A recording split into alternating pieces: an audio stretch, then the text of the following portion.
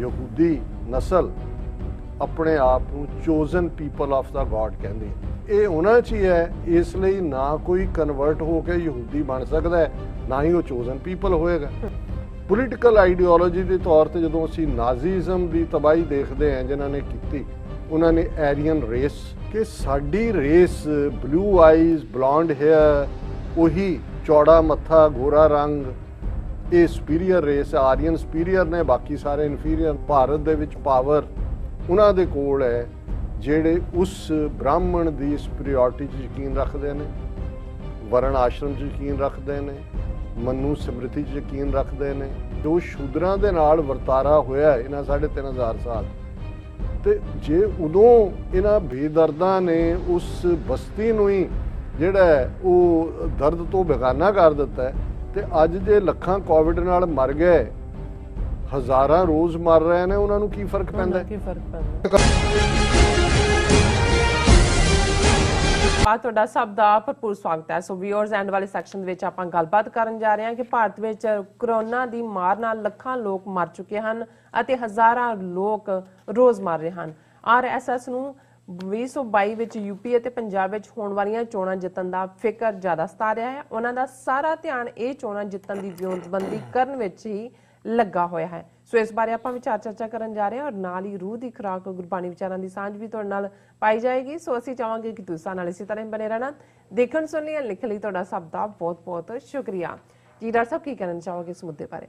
देखो, वैसे तो जो सियासत बारे गल हुंदी है तो इस बारे अक्सर इसनूं बेईमानां दी खेड, जिहड़े लोग पत्थर दा दिल रखते ने उस दी खेड, जिस साथी राहीं जां जिस जरिए राहीं तुसीं ताकत दे उपरले डंडे ते पहुंचे हो, सब तो पहला थल्ले डंडियां नूं तोड़ो ताकि कोई होर उस तक ना पहुंच सके। और ये भी प्लेटो ने एक बड़ी सियाणी गल कही है कि भी जे तुसीं किसी बंदे नूं परखना तो उसनूं पावर दिओ।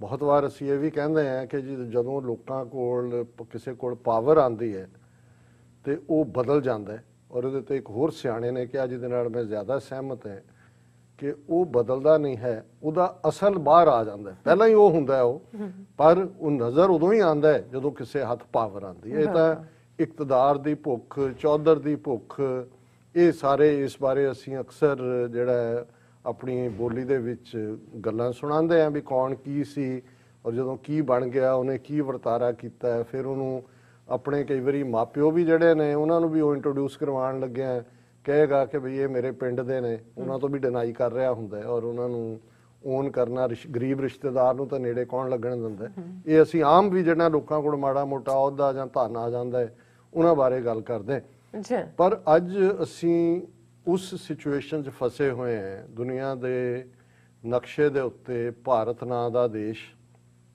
जिहड़ा दुनिया का second most populous country China तो बाद, 1 बिलियन 350 मिलियन लोगों का देश, वो मुल्क जिहड़ा एक आर्टिफिशियल यूनीयन जान लगे अंग्रेज़ इन्हों एक तोहफा दे गए, जिहड़ा मुल्क कदे भी हिस्टरी च पहला नहीं एग्जिस्ट किया, जिहदे च मल्टी नेशनस ने, मल्टी नैशनल ये मुल्क है।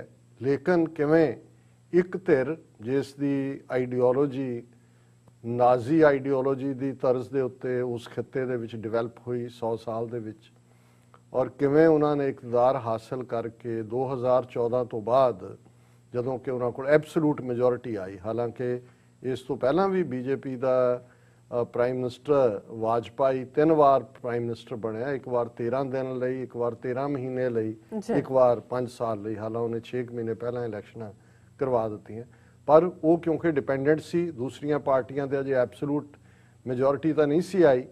सो हुण जदों 2014 च एब्सोलूट आई और 2019 च 300 प्लस के नाल 2/3 के नेड़े पहुँच गए, तो उदों असीं इन्हां दे रंग देख रहे हैं कि किस दिशा च जा रहे हैं। और इस गल का ध्यान रहे, मैं 2 दिन पहला सैटरडे एक जिहड़ा बहुत सारे मूल निवासी दलित भाईचारा साडा और आम लोगों तक भी हिंदी राहीं, हिंदी का चैनल है मानव मनुखता के दर्द नाल भरिया हो, मेरी आलमोस्ट घंटे की गुफ्तगू सी। ਔਰ ਉਹਦੇ 'ਚ ਮੈਂ ਇਹ ਗੱਲ ਕਹੀ ਸੀ ਕਿ ਵੀ ਇਸ ਗੱਲ ਦਾ ਧਿਆਨ ਰਹੇ ਕਿ ਇਨਸਾਨੀ ਤਾਰੀਖ ਦੇ ਵਿੱਚ 8,000 ਸਾਲ ਦੀ ਜੇ ਦੇਖੀਏ, 3 ਜਿਹੜੀਆਂ ਆਈਡੀਓਲੋਜੀਜ਼ ਨੇ ਉਹ ਮੋਸਟ ਡੇਂਜਰਸ, ਔਰ ਉਹਨਾਂ ਨੇ ਇਸ ਗੱਲ ਦੇ ਉੱਤੇ ਕਿ ਅਸੀਂ ਬਾਕੀਆਂ ਨਾਲੋਂ ਸੁਪੀਰੀਅਰ ਹੈ, ਉਸ ਦੇ ਉੱਤੇ ਉਹਨਾਂ ਨੇ ਇਨਸਾਨੀਅਤ ਦੇ ਵਿੱਚ ਲੱਖਾਂ ਨਹੀਂ ਕਰੋੜਾਂ ਲੋਕਾਂ ਦਾ ਖੂਨ ਕੀਤਾ, ਔਰ ਉਹਨਾਂ 'ਚ 2 ਆਈਡੀਓਲੋਜੀਜ਼ ਦਾ ਜ਼ਾਹਰ ਹੈ। ਜਦੋਂ ਅੱਜ ਅਸੀਂ ਗਜ਼ਾ ਔਰ ਵੈਸਟ ਬੈਂਕ ਔਰ ਫਲਸਤੀਨੀਆਂ ਦੇ ਹਵਾਲੇ ਨਾਲ ਦੇਖ ਰਹੇ ਹਾਂ ਤਾਂ ਇਸ ਗੱਲ ਦਾ ਧਿਆਨ ਰਹੇ ਕਿ ਯਹੂਦੀ ਨਸਲ ਆਪਣੇ ਆਪ ਨੂੰ ਚੋਜ਼ਨ ਪੀਪਲ ਆਫ ਦਾ ਗॉड ਕਹਿੰਦੇ ਹੈ ਕਿ ਜੀ ਅਸੀਂ ਚੋਜ਼ਨ ਹੈ। ਹੁਣ ਜਦੋਂ ਇੱਕ ਚੋਜ਼ਨ ਹੋ ਜਾਂਦਾ ਹੈ ਤੇ ਫਿਰ ਦੂਸਰਿਆਂ ਨਾਲ ਬਰਾਬਰੀ ਤਾਂ ਨਹੀਂ ਨਾ ਹੋ ਸਕਦੀ। ਇੱਕ ਪਾਸੇ ਸਾਡਾ ਈਮਾਨ ਇਹ ਸਾਨੂੰ ਏਕ ਪਿਤਾ ਇਕਸ ਕੇ ਹਮ ਬਾਰਕ ਕੇ ਸਾਰੇ ਰੱਬ ਦੀ ਖਲਕਤ ਹੈ, ਸਾਰੇ ਬਰਾਬਰ ਨੇ। ਸੋ ਇਹ ਉਹਨਾਂ 'ਚ ਹੀ ਹੈ, ਇਸ ਲਈ ਨਾ ਕੋਈ ਕਨਵਰਟ ਹੋ ਕੇ ਯਹੂਦੀ ਬਣ ਸਕਦਾ ਹੈ, ਨਾ ਹੀ ਉਹ ਚੋਜ਼ਨ ਪੀਪਲ ਹੋਏਗਾ। ਔਰ ਇਹੀ ਥਾਟ ਜਿਹੜਾ ਕਿ ਸਾਡੀ ਸੁਪੀਰੀਅਰਿਟੀ ਹੈ ਰੇਸ ਦੀ, ਇਹ ਵੱਖਰੀ ਗੱਲ ਹੈ ਕਿ ਬਾਅਦ 'ਚ 2000 ਸਾਲ ਉਹਨਾਂ ਨੇ ਖੁਦ ਸਫਰ ਕੀਤਾ ਡਿਊ ਟੂ ਡਿਫਰੈਂਟ ਰੀਜ਼ਨਸ, ਪਰ ਜਿਹੜਾ ਬਿਲਟਨ ਹੈ ਚੋਜ਼ਨ ਪੀਪਲ ਵਾਲਾ ਸੁਪੀਰੀਅਰ ਰੇਸ ਹੋਣ ਦੀ ਗੱਲ ਉਹ ਦਿਲੋਂ ਦਿਮਾਗ 'ਚ ਹੈ। ਉਸੇ ਦੇ ਥੱਲੇ ਹੀ ਇਜ਼ਰਾਈਲ ਦਾ ਅੱਜ ਵਰਤਾਰਾ ਜਿਹੜਾ ਫੈਲੋ ਅਰਬਜ਼ ਨਾਲ ਹੈ ਜਾਂ ਉਹਨਾਂ ਫਲਸਤੀਨੀਆਂ ਨਾਲ ਹੈ, ਜਿਨ੍ਹਾਂ ਦਾ ਮੁਲਕ ਹੈ ਫਲਸਤੀਨ, ਯਹੂਦੀਆਂ ਦਾ ਵੀ ਮੁਲਕ ਹੈ, ਉੱਥੇ ਐਜ਼ ਏ ਬਰਾਬਰ ਰਹਿ ਸਕਦੇ ਸੀ, ਉਹ ਜਾਂ ਰਹਿ ਸਕਦੇ ਨੇ ਜਦੋਂ ਦਾ ਸਿਸਟਮ ਬਦਲਿਆ। ਦੂਸਰੀ ਥਾਟ ਪ੍ਰੋਸੈਸ ਬ੍ਰਾਹਮਣਵਾਦ, ਔਰ ਲਗਭਗ ਉਨਾ ਹੀ ਪੁਰਾਣਾ ਹੈ ਜਿੰਨਾ ਕਿ ਚੋਜ਼ਨ ਪੀਪਲ ਵਾਲਾ 3500 4 ਸਾਲ ਪੁਰਾਣਾ। ਟੋਰਾ ਦੇ ਨਾਲ ਇਹ ਗੱਲ ਸ਼ੁਰੂ ਹੁੰਦੀ ਹੈ, ਓਲਡ ਟੈਸਟਾਮੈਂਟ ਦੇ ਨਾਲ। ਇੰਨਾ ਕੀ ਪੁਰਾਣਾ ਰਿਗਵੇਦ ਹੈ ਜਿਹਦੇ 'ਚ ਵਰਣ ਆਸ਼ਰਮ, ਰੰਗ ਤੇ ਆਧਾਰਿਤ ਡਿਵੀਜ਼ਨ, ਬ੍ਰਾਹਮਣ ਕਸ਼ਤਰੀਆ ਵੈਸ਼ ਸ਼ੂਦਰ। ਬ੍ਰਾਹਮਣ ਉਤਲੇ ਡੰਡੇ ਤੇ ਬੈਠ ਗਿਆ, ਕੱਲਾ ਧਰਮ ਨਹੀਂ, ਸਮਾਜਿਕ ਆਰਥਿਕ ਪੋਲੀਟੀਕਲ ਸਾਰੇ ਹਕੂਕ ਬ੍ਰਾਹਮਣ ਦੇ ਕੋਲ, ਔਰ ਬਾਕੀ ਜਿਹੜੇ ਨੇ ਅੱਧ ਕਸ਼ਤਰੀ ਵੈਸ਼ ਵਿੱਚ ਵਿਚਾਲੇ ਰੱਖੇ। ਇੱਕ ਹਿੱਸਾ ਵੱਡਾ ਸ਼ੂਦਰ ਬਣਾ ਦਿੱਤਾ ਕਿ ਬਈ ਤੁਹਾਡਾ ਕੰਮ ਖਿਦਮਤ ਕਰਨਾ ਹੀ ਹੈ, ਔਰ ਤੁਸੀਂ ਜਨਮ ਤੋਂ ਹੀ ਹੋ, ਤੁਸੀਂ ਤੁਹਾਡਾ ਅਗਲੀ ਪੀੜ੍ਹੀ ਵੀ ਇਹੀ ਹੋਏਗੀ। ਤੁਸੀਂ ਪੁਨਰ ਜਨਮ ਰੀਇਨਕਾਰਨੇਸ਼ਨ ਦੀ ਇੱਕ ਥਿਉਰੀ ਦੇ ਦਿੱਤੀ, ਪਰ ਸ਼ੂਦਰ ਅਗਲੇ ਜਨਮ 'ਚ ਵੀ ਸ਼ੂਦਰ ਹੀ ਜੰਮੇਗਾ, ਬ੍ਰਾਹਮਣ ਨਹੀਂ ਹੋਏਗਾ।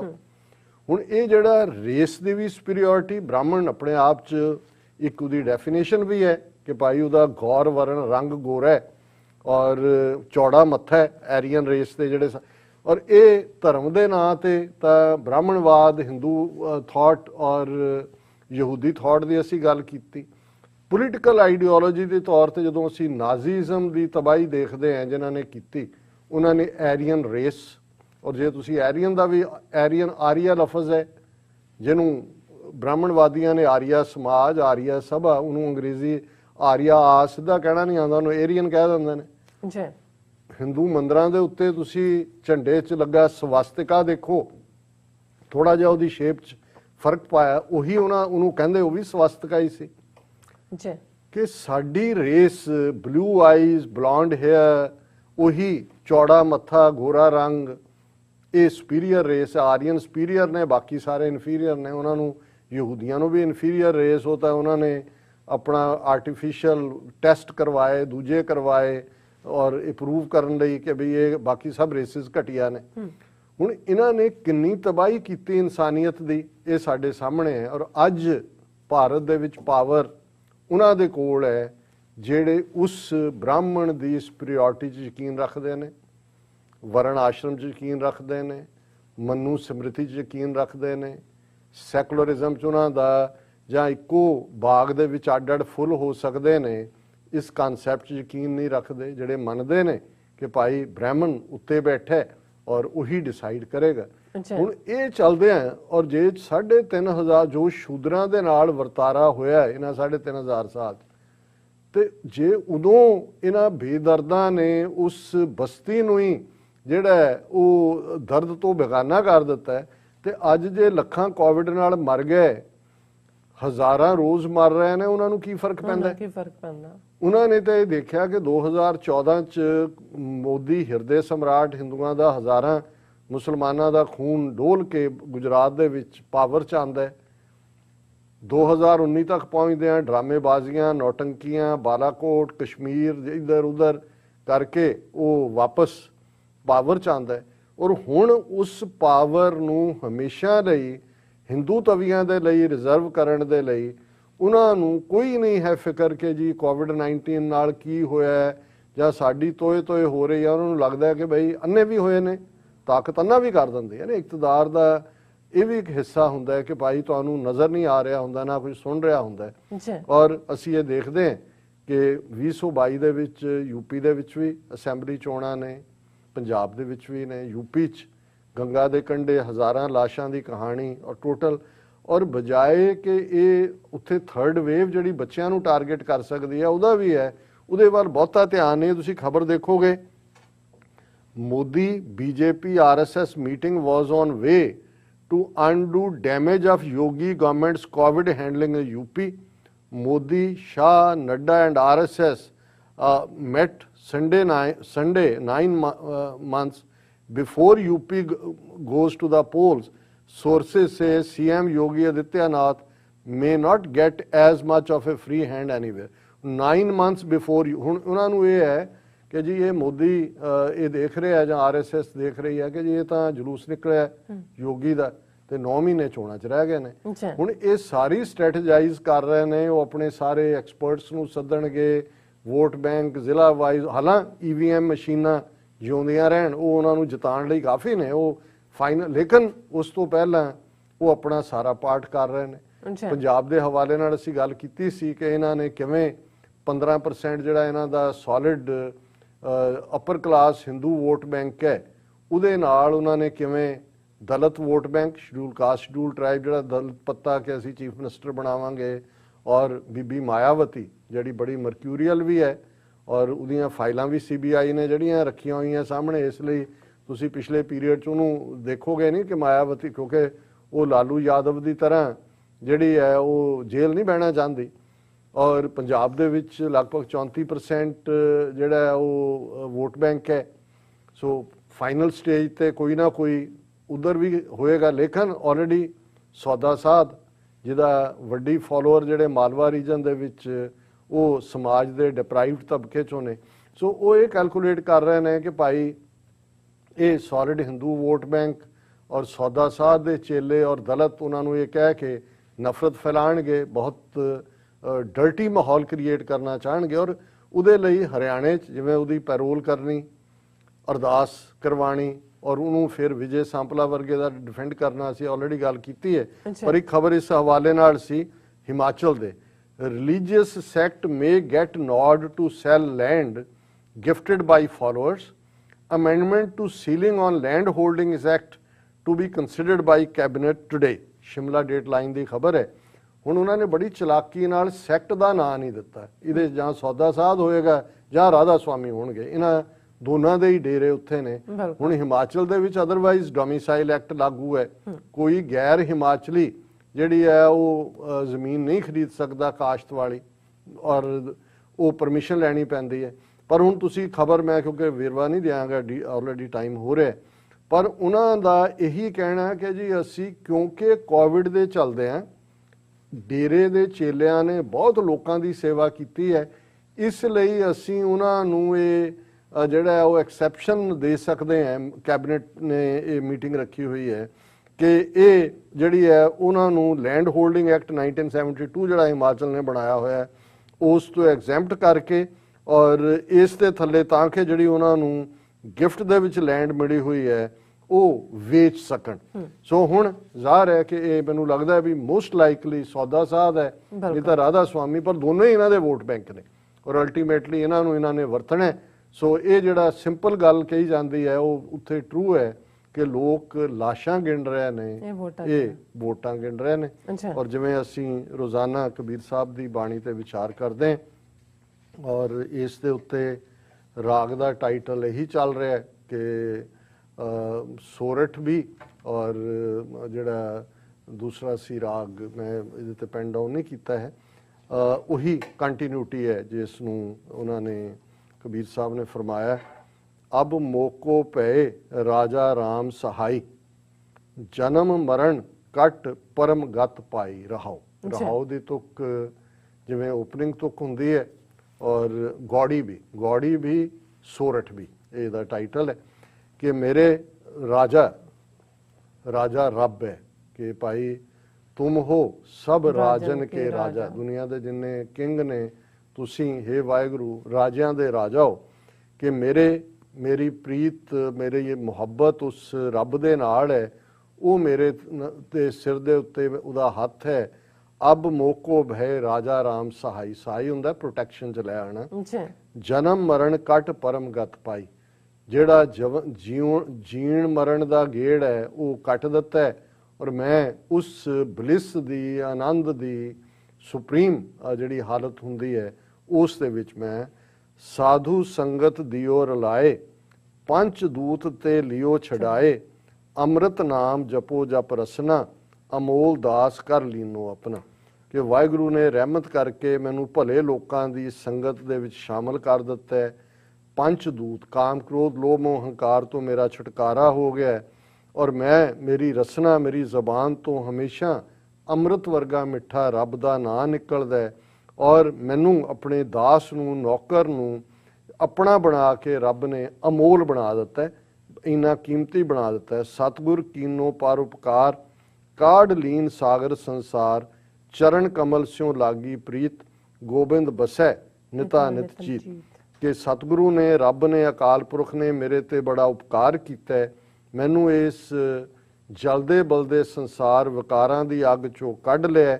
ਮੇਰੀ ਪ੍ਰੀਤ ਮੇਰਾ ਪਿਆਰ ਵਾਹਿਗੁਰੂ ਦੇ ਕਮਲ ਵਰਗੇ ਚਰਨਾਂ ਦੇ ਨਾਲ ਹੈ ਔਰ ਮੇਰੇ ਦਿਲ ਦੇ ਅੰਦਰ ਗੋਬਿੰਦ ਜਿਹੜਾ ਸਾਰੀ ਧਰਤੀ ਨੂੰ ਬਣਾਉਣ ਵਾਲਾ ਹੈ ਉਹ ਮੇਰੇ ਅੰਦਰ ਵਸਦਾ ਹੈ ਔਰ ਨਿਤਾ ਨੀਤ ਮੈਂ ਉਹਨੂੰ ਯਾਦ ਕਰਦਾ ਹਾਂ। ਜਲ ਥਲ ਪੂਰ ਰਹੇ ਪ੍ਰਭ ਸੁਆਮੀ ਜਤ ਪੇਖੋਂ ਤਤ ਅੰਤਰ ਜਾਮੀ। ਉਹ ਵਾਹਿਗੁਰੂ ਉਹ ਰੱਬ ਉਹ ਰਬੁਲ ਆਲਮੀਨ ਜਲ ਥਲ ਹਰ ਥਾਂ ਦੇ ਉੱਤੇ ਉਹ ਵਾਹਿਗੁਰੂ ਮੌਜੂਦ ਹੈ। ਜਿੱਧਰ ਮੈਂ ਨਜ਼ਰ ਦੇਖਦਾ ਨਜ਼ਰ ਮਾਰਦਾ ਉਹ ਅੰਤਰਜਾਮੀ ਜਿਹੜਾ ਦਿਲਾਂ ਦੀਆਂ ਜਾਣਨ ਵਾਲਾ ਹੈ ਉਹ ਹਰ ਥਾਂ ਮੌਜੂਦ ਹੈ। ਆਪਣੀ ਭਗਤ ਆਪ ਹੀ ਦ੍ਰਿੜਾਈ ਪੂਰਬ ਲਿਖਤ ਮਿਲਿਆ ਮੇਰੇ ਭਾਈ। ਕਿ ਉਸ ਨੇ ਆਪ ਹੀ ਮੈਨੂੰ ਆਪਣੀ ਬੰਦਗੀ ਦਿੱਤੀ ਆਪ ਹੀ ਇਸ ਦੇ ਉੱਤੇ ਮਜ਼ਬੂਤ ਕੀਤਾ ਔਰ ਇਹ ਮੇਰੇ ਚੰਗੇ ਭਾਗ ਨੇ ਕਿ ਮੈਨੂੰ ਉਸ ਵਾਹਿਗੁਰੂ ਦੀ ਸੰਗਤ ਸੰਗ ਹਾਸਲ ਹੋਇਆ। ਜਿਸ ਕਿਰਪਾ ਕਰੇ ਤਿਸ ਪੂਰਨ ਸਾਜ ਕਬੀਰ ਕੋ ਸੁਆਮੀ ਗਰੀਬ ਨਿਵਾਸ। ਕਬੀਰ ਸਾਹਿਬ ਕਹਿੰਦੇ ਨੇ ਕਿ ਉਹ ਰੱਬ ਗਰੀਬ ਨਵਾਜ਼ ਹੈ। ਜਿਸ ਦੇ ਉੱਤੇ ਉਹ ਕਿਰਪਾ ਕਰਦਾ ਉਸ ਨੂੰ ਫਿਰ ਪੂਰੀ ਤਰ੍ਹਾਂ ਆਪਣਾ ਬਣਾ ਲੈਂਦਾ ਹੈ। ਉਸ ਰੱਬ ਦਾ ਬੰਦਾ ਪੂਰੀ ਤਰ੍ਹਾਂ ਜਨਮ ਮਰਨ ਵਿਕਾਰਾਂ ਦੇ ਉਸ ਅੱਗ ਚੋਂ ਨਿਕਲ ਜਾਂਦਾ ਹੈ ਔਰ ਕਿਉਂਕਿ ਉਸ ਰੱਬ ਦਾ ਇਹ ਬਿਰਦ ਹੈ ਗਰੀਬ ਨਿਵਾਜ਼ ਕਿ ਉਹ ਗਰੀਬਾਂ ਨੂੰ ਨਿਵਾਜ਼ਣ ਵਾਲਾ ਹੈ। ਇਹ ਗਰੀਬੀ ਧਨ ਦੀ ਗਰੀਬੀ ਨਹੀਂ ਹੈ, ਇਹ ਮਨ ਨੂੰ ਗਰੀਬ ਬਣਾ ਲੈਣਾ ਹਿਊਮਿਲਿਟੀ ਔਰ ਰੱਬ ਦੇ ਅੱਗੇ ਟੋਟਲ ਸਰੈਂਡਰ। ਇਹੀ ਰੱਬ ਦੇ ਕਰੀਬ ਹੋਣ ਦਾ ਜਿਹੜਾ ਕਬੀਰ ਸਾਹਿਬ ਫਰਮਾਉਂਦੇ ਨੇ ਇਹੀ ਇੱਕ ਤਰੀਕਾ ਹੈ। ਜੀ ਡਾਕਟਰ ਸਾਹਿਬ ਤੁਹਾਡਾ ਬਹੁਤ ਬਹੁਤ ਸ਼ੁਕਰੀਆ। ਤੁਸੀਂ ਅੱਜ ਦੇ ਐਵੇਂ ਛੂ ਤੇ ਅੱਜ ਦਾ ਵਿਚਾਰ ਸਾਡੇ ਦਰਸ਼ਕਾਂ ਨਾਲ ਸਾਂਝਾ ਕੀਤਾ। ਸੋ ਇਸ ਤਰ੍ਹਾਂ ਆਪਣੇ ਵਿਊਅਰਸ ਕੋਲ ਲੈਣੇ ਇਜਾਜ਼ਤ। ਵਿਊਅਰਸ ਸਾਡੇ ਪ੍ਰੋਗਰਾਮ ਦਾ ਸਮਾਂ ਇੱਥੇ ਸਮਾਪਤ ਹੁੰਦਾ। ਤੁਸੀਂ ਆਪਣੀ ਰਾਏ ਤੇ ਸੁਝਾਅ ਸਾਨੂੰ ਭੇਜਣਾ ਭੁੱਲਣਾ ਸਾਡੇ ਇਸ ਪਤੇ ਤੇ sos@tvd4.tv ਤੇ ਅਸੀਂ ਆਪਣਾ ਪ੍ਰੋਗਰਾਮ ਲੈ ਕੇ ਫਿਰ ਦੁਬਾਰਾ ਤੁਹਾਡੇ ਸਾਹਮਣੇ ਹੋਵਾਂਗੇ। ਤਦ ਤੱਕ ਲਈ ਮੈਨੂੰ ਤੇ ਆਪਣਾ ਸੁਣਾ ਗਿਆ ਦੋ ਦੇਖਦੇ ਰਹੋ TV84 ਬੁਲਾ ਦਿਓ ਫਤਿਹ। ਵਾਹਿਗੁਰੂ ਜੀ ਕਾ ਖਾਲਸਾ ਵਾਹਿਗੁਰੂ ਜੀ ਕੀ ਫਤਿਹ। ਰੱਬ ਰਾਖਾ।